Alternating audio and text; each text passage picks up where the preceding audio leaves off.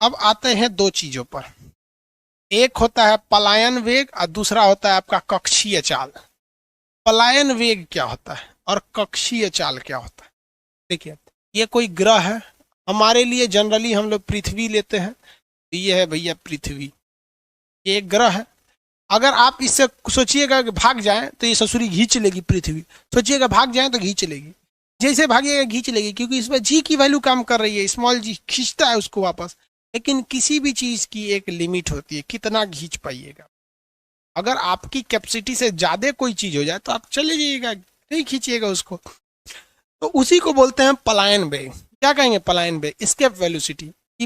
एक ऐसा वेग, एक ऐसी वेलोसिटी अगर जिससे किसी वस्तु को फेंक देते हैं तो वो पृथ्वी के गुरुत्वाकर्षण सीमा को ही पार कर जाता है और लौट कर नहीं आता है, उसे कहते हैं पलायन वेग, एस्केप वेलोसिटी। कौन सा वेग? पलायन वेग या एस्केप वेलोसिटी। आगे बढ़ जाए, एस्केप वेलोसिटी या पलायन वेग में किसी को दिक्कत है? एनटीपीसी दिसंबर में नहीं है, वो हम जब डेट फिक्स किया था ना उसी समय बोले थे। चलो आप ध्यान से समझिए, हम लोग को तो वैसे भी टारगेट लेके चलना है ना, आराम से देखते चलिए। पलायन वेग क्या होता है बहू? Escape velocity. पलायन वेग वह वेग जिसे प्राप्त कर कोई वस्तु स्केप कर जाती है, यानी वीई स्केप वेलोसिटी कहते हैं, पृथ्वी के सीमा को ही छोड़ के चली जाती है, तो उसे कहते हैं पलायन वेग। क्या कहेंगे? पलायन वेग कहेंगे। पलायन वेग से दो क्वेश्चन आते हैं, पलायन वेग से दो क्वेश्चन आते हैं। पहला कि इसका फॉर्मूला क्या होता है, तो वी लिखना जरूरी है क्योंकि इसके वेलोसिटी, इसका फॉर्मूला होता है √2 g r। r मतलब रेडियस, g मतलब 9.8, ये हो गया।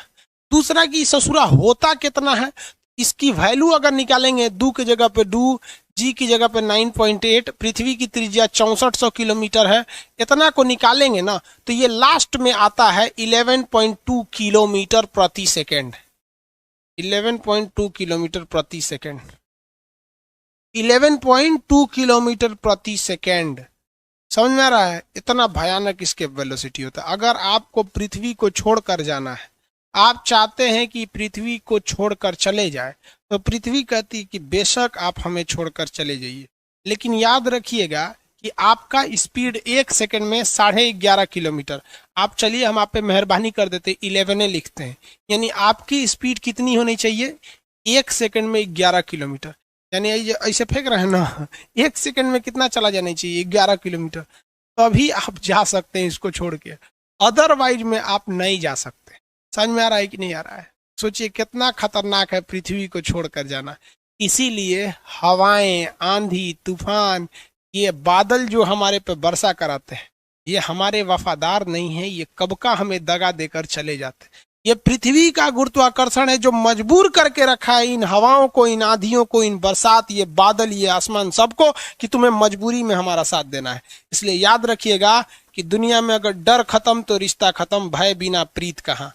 और मिजाज में कुछ सख्ती भी जरूरी है, वरना लोग पी जाते हैं अगर समंदर खारा न होता। अगर गुरुत्वाकर्षण न होता तो ये ऑक्सीजन, नाइट्रोजन सब भाग जाते हैं, सब यहाँ से दूसरे गोला पे खींच के रखा है हमारे लिए। समझ में आ रहा है कि नहीं आ रहा है? किसी को कोई दिक्कत नहीं है। और ऐसा नहीं है कि अगर आप दूसरे ग्रह पे ईंटा चलाइएगा तो पृथ्वी पे घुस जाएगा। ईंटा के लिए भी यही नियम है कि हमें छोड़कर जाने वाले भी एक सेकंड में 11 किलोमीटर की स्पीड प्राप्त करके दिखाएं और हमारे अंदर आने वाले भी इतनी ही स्पीड को दिखाएं, वरना बर्बाद हो जाओगे, नहीं आने देंगे। अगर मान लीजिए जाने के लिए चल गए और उधर से कहेंगे दूर तरीका ढलान पे से, कैसे पहाड़ पे से आदमी उतरता है ढलान पे से, कहता है इंजन बंद कर दो ना, आराम से चलते हैं, डगरना ही ना है, डगरना। तो ना ना, डगरौना नियम काम नहीं करेगा। आते वक्त में भी इतना ही स्पीड होनी चाहिए, आते वक्त में भी कितना होना चाहिए? इतना ही स्पीड होना चाहिए। तो ये स्पीड को देने के लिए दो चीजें आती हैं। पलायन वेग को देने के लिए इंजन में आता है, एक आता है जिसे कहते हैं cryogenic engine. Cryogenic engine, cryogenic engine. ये क्रायोनिक इंजन जो होता है ये बहुत ही माइनस टेम्परेचर पे, -200 डिग्री सेल्सियस पर काम करता है क्रायोनिक इंजन। ये क्रायोनिक इंजन कहाँ लगाए जाते हैं? तो रॉकेट्स में लगाए जाते हैं। रॉकेट उसे कहते हैं जो वो वापस लौट कर नहीं आता है, सैटेलाइट को छोड़ देता है। और एक होता है शटल। शटल जो होता है स्पेस शटल, ये लौट कर आता है। लेकिन लौट कर आने के लिए इन दोनों में कौन से इंजन लगाए जाते हैं? Cryogenic engine. Cryogenic engine -250 degree Celsius पर काम करता है, इतना तगड़ा होता है क्रायोनिक इंजन। तो कहेगा कि पलायन वेग का फॉर्मूला, तो √2 GR, √2 GR वैल्यू 11.2 किलोमीटर प्रति सेकेंड जाने के लिए, वापस आने के लिए भी 11.2 किलोमीटर प्रति सेकेंड। इतना भयानक स्पीड। ससुरा कल्पना कीजिए कि आपके गांव से कोई दूसरा शहर है 11 किलोमीटर। आप कल्पना कीजिए जहां जहां आप रहते हैं। आगे आए, चलिए देखिए ध्यान से, बात समझिए। आप सोच सकते हैं कि आपसे 11 किलोमीटर दूरी पर कौन सा शहर है, और सोचिए आपकी गाड़ी की स्पीड इतनी होनी चाहिए कि 1 सेकंड में वहां पहुंच जाए। कितनी भयानक स्पीड होनी चाहिए पृथ्वी को छोड़ने के लिए पलायन वेग। पलायन वेग समझ में आ रहा है कि नहीं आ रहा है? 11.2 किलोमीटर प्रति सेकंड रहना चाहिए, और आने के लिए भी इतना। इसमें सबसे बड़ी बाधा क्या आती है पता आपको? सबसे बड़ी बाधा आती है हवाओं का घर्षण। आप ट्रेन में या मोटरसाइकिल में या बहुत तेज गति से चलने वाली वाहन में आप केवल अपना मुंडिया बाहर निकालिएगा, इतना तेज हवाओं का रगड़ आएगा, इतना तेज आएगा कि आपका मुड़िया सचुरा लगेगा, उधिया जाएगा। इसीलिए जब कोई चीज 1 सेकंड में 11 किलोमीटर जाती है, तो सबसे बड़ी समस्या इसमें देखने को मिलती है, वो होती है तापमान की। तापमान इसका हो जाता है 3000 डिग्री सेल्सियस।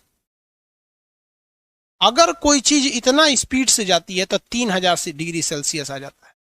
इसलिए इसको बचना जरूरी होता है। इसके लिए इसके बाहर एक लेप लगाई जाती है जिसका नाम होता है कार्बन फाइबर। कार्बन फाइबर और होता है टाइटेनियम। कार्बन फाइबर या टाइटेनियम की एक परत चढ़ा दी जाती है। इंजन लगाया जाता है क्रायोनिक, जो इंजन इतना स्पीड दे सके, लेकिन इंजन के बाद भी उस ससुरा का टेम्परेचर हो जाता है रगड़ के कारण 3000 डिग्री सेल्सियस। इसको रोकने के लिए उसके बाहर कार्बन फाइबर और टाइटेनियम की एक परत लगा दी जाती है। ये परत उस घर्षण से उत्पन्न होने वाले टेम्परेचर को अंदर आने नहीं देता है। इसलिए अंदर का इंजन, अंदर के इंस्ट्रूमेंट्स, अंदर बैठे शटल में, रॉकेट में तो आदमी नहीं बैठता, आदमी बैठेगा शटल में, क्योंकि रॉकेट वापस से नहीं आता, बैठा के छोड़ दीजिएगा ऊपर रह जाएगा। तो अंदर बैठे रॉकेट या शटल की चीज सुरक्षित रहते हैं। कल्पना चावला के साथ मामला हो गया गड़बड़। कल्पना चावला का जब रॉकेट ऊपर गया था, तो रॉकेट जैसे लॉन्च किया था ना, तो उसी वक्त उसमें एक स्क्रैच आ गया था, लड़ गया था। उसका एक पार्ट टूट के नीचे गिरा और लड़ गया, स्क्रैच आ गया था। तो जो कल्पना चावला का जो शटल था, स्पेस शटल अपोलो मिशन, उसका जो बाहर का कार्बन फाइबर या टाइटेनियम था, वो हल्का स्क्रैच आ गया। तो स्क्रैच आने से उसमें दरार पड़ गया। वो कैसे भी तो पृथ्वी के जाने वाले चीज को तो पार कर गया, लेकिन जब री एंट्री किया ना, तो री एंट्री के समय वो झेल नहीं पाया। मान लीजिए कहीं कहीं कट गया तो झेल ले, 2 दिन बाद थोड़े ना झेला पाता। वापस आते समय वो हल्का सा एरिया कटा था, बहुत ज्यादा नहीं, इतना एरिया कटा हुआ था, लेकिन उसी एरिया का टेम्परेचर 3000 डिग्री हो गया, बाकी सही रहा था। वो एरिया गल गया, और गलने के बाद वहीं से क्या हो गया, ब्लास्ट कर गया, और कल्पना चावला के शरीर के चिथड़े उड़ के चले आए। यहाँ पर जाने में थोड़ी सी गलती की गई थी। 1.5 महीना लगा था इसकी जांच करने के लिए। बाद में जब वीडियो रिकॉर्डिंग आया तब सामने आया था कि जैसे जा रहा था तो इसका एक पार्ट नीचे, मतलब ना वहां पर स्क्रैच आ रहे हैं। ये हो गया आपका पलायन वेग। पलायन वेग समझ में आ रहा है कि नहीं? अब एक बात बताइए, अगर किसी चीज की त्रिज्या बढ़ाइएगा तो पलायन वेग बढ़ेगा कि नहीं बढ़ेगा? जेन्युइन है भैया, पलायन वेग बढ़ेगा। बबुआ त्रिज्या बढ़ाएंगे तो पलायन वेग बढ़ जाएगा, और त्रिज्या घटाएंगे तो पलायन वेग घट जाएगा। आपको भी पता है कि सबसे बड़ा ग्रह कौन सा है? आंसर देंगे तो सबसे बड़ा ग्रह बताइए कौन सा है? सबसे बड़ा ग्रह का नाम बता भाई। बृहस्पति। वेरी गुड, बृहस्पति है ग्रह, बृहस्पति। उस पर पलायन वेग 59 किलोमीटर पर सेकेंड है। उसको छोड़ना है तो और भयानक भागना पड़ेगा, 59 किलोमीटर प्रति सेकेंड, और उतरना भी है तो उतने ही। इसलिए कोई बृहस्पति पे जाता ही नहीं है। चंद्रमा पर पूछता है कि चंद्रमा पर पलायन वेग कितना होगा, तो आप बताइए चंद्रमा का रेडियस कम है या नहीं है? चंद्रमा का रेडियस कम है कि नहीं है? चंद्रमा का रेडियस जी कम है, तो चंद्रमा पर पलायन वेग 2.3 होता है। चंद्रमा पर पलायन वेग कितना होता है? 2.3। किसी को कोई दिक्कत नहीं है? चंद्रमा पर पलायन वेग कितना होता है? 2.3, यहाँ चंद्रमा मून का लिख देते हैं, मून का 2.35 किलोमीटर प्रति सेकंड। सब कुछ यहाँ किलोमीटर प्रति सेकंड होता है, मीटर पर सेकंड में कुछ नहीं है। यहाँ मीटर पर सेकंड का कोई बात नहीं है, यहाँ किलोमीटर पर सेकंड। किसी को कोई दिक्कत नहीं है पलायन वेग में। पलायन वेग समझ में आ गया। एस्केप वेलोसिटी क्या होता है, आगे बढ़ जाए। चलिए, हाँ वही कुछ लोग कर नहीं सर, पृथ्वी पर 2.4 होता है। अरे भाई वही है, 2.35 का मतलब कौन सी हुआ, हो गया, बढ़ा दीजिए इसको 4। आगे देखिए, ये है कोई ग्रह, मान के चलिए पृथ्वी है। यहां से हम किसी वस्तु को पलायन करा दिए, पलायन मतलब स्केप करा दिए, ऐसे स्केप करा दिए, तो स्केप वेलोसिटी से कराए होंगे VE से, लेकिन हम चाहते हैं कि अब ये इसका चक्कर लगाए, चक्कर लगाए। आप में से कितने लोग बता सकते हैं कि किसी चीज का चक्कर लगाने के लिए कौन से वेलोसिटी की जरूरत होती है, कौन से वेग की जरूरत होती है? आंसर देंगे लोग, कितने लोग बता सकते हैं? क्योंकि हम ये आपको एक बार बता चुके हैं।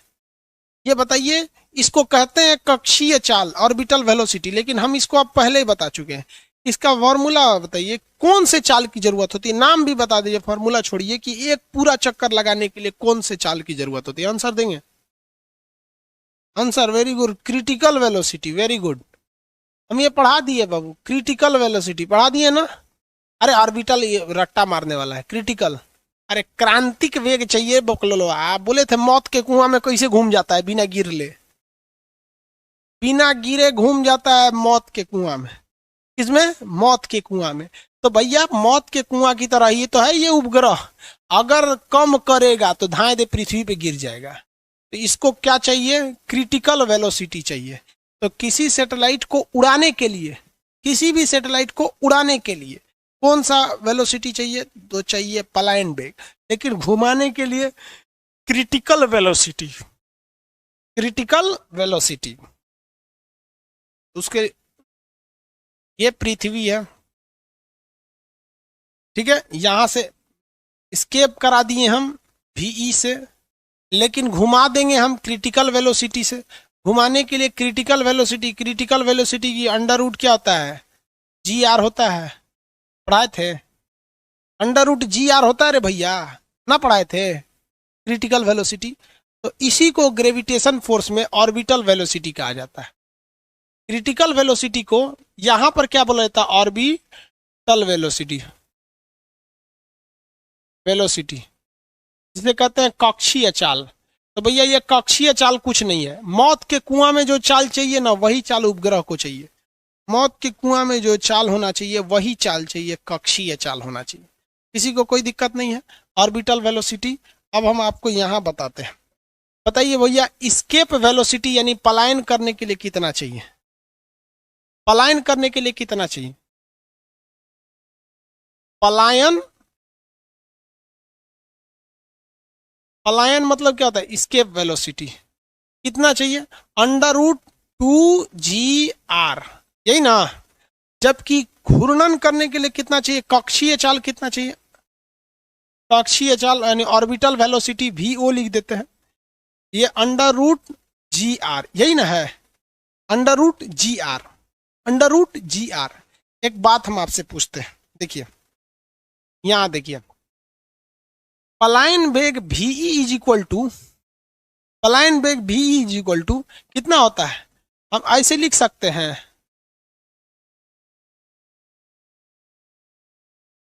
देख ना बबुआ, अभी तो बतिया बराबर है, अभी भी तो बतिया बराबर है। अरे भाई, भाई ये खोपड़िया का बाहरवा निकाल दिए, अभी भी इसके वेलोसिटी वही है, कुछ अलग तो लिखे नहीं है, लेकिन एक रिलेशन बन सकता है। Escape velocity V is equal to under root 2, under root RG की जगह पे हम ऑर्बिटल वेलोसिटी या क्रिटिकल वेलोसिटी लिख सकते हैं इस RG की जगह पे, तो यहां लिख सकते हैं VO। लिख सकते हैं कि नहीं लिख सकते हैं? यहां क्या लिख देंगे? VO। तो दोनों में रिलेशन हो गया, दोनों में क्या हो गया? रिलेशन हो गया। यहां पर इस रिलेशन का मतलब क्या है कि अगर कोई ग्रह है, पृथ्वी, ये कोई ग्रह है, ठीक है, इसके बाहर कोई उपग्रह क्या कर रहा है? चक्कर लगा रहा है।